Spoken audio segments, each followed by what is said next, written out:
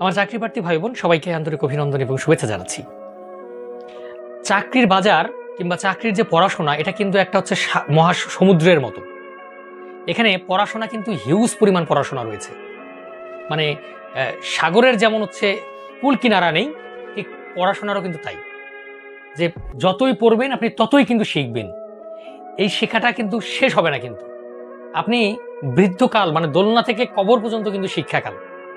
কাজে চাকরি পাওয়ার জন্য যে স্পেসিফিক কোনো পড়াশোনা রয়েছে কিংবা পড়াশোনার জায়গা রয়েছে তা কিন্তু নয়, যে আপনি একটা বই পড়লেন সেই বইটা শেষ করলেই আপনি চাকরি পাবেন, এরকম কিন্তু নয়।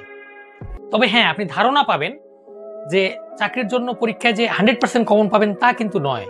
বিসিএস প্রিলিমিনারি যে 200 মার্কসের পরীক্ষা হয়, 200 মার্কসের পরীক্ষায় কেউ কিন্তু কখনো 200 পায় না।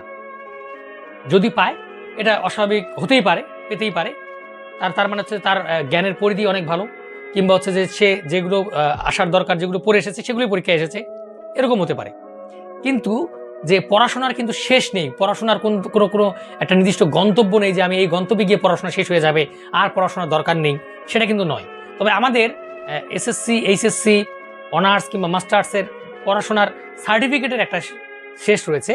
যে আমাদের সার্টিফিকেটটা কি? সার্টিফিকেট হচ্ছে যে আমাদের হচ্ছে একটা মাপকাঠি, যে মাপকাঠি দিয়ে আমি বিভিন্ন চাকরি পরীক্ষায় বিভিন্ন জায়গায় আবেদন করতে পারবো। কিন্তু পড়াশোনার কিন্তু শেষ নেই। কাজে চাকরি পাওয়ার জন্য যারা বলেন যে কতটুকু পড়তে হবে, কত দূর পড়বো, আর কত পড়তে হবে, আমি বলবো যে আপনাদেরকে পড়াশোনা করতে হবে।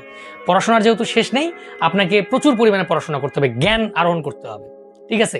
কাজেই জ্ঞান আহরণ করার জন্য দরকার হবে আপনি চীনে যাবেন, এগুলো কিন্তু বিভিন্ন জায়গায় মনীষীরা বলে থাকেন। কিন্তু কাজেই আমি বলবো যে চাকরির জন্য স্পেসিফিক কোনো জায়গা নেই, স্পেসিফিক কোনো জায়গায় ফুল স্টপ আপনি দিতে পারবেন না যে এই ফুল স্টপ দিয়ে আমি চাকরি পেয়ে যাব, তা কিন্তু নয়।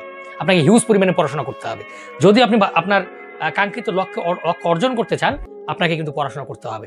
কাজে আমি বলবো যে পড়াশোনায় লেগে থাকুন, হিউজ পরিমাণ পড়াশোনা করুন, বিভিন্ন বই সংগ্রহ করুন, দেখবেন যে আপনার জ্ঞানের পরিধিটা বাড়বে।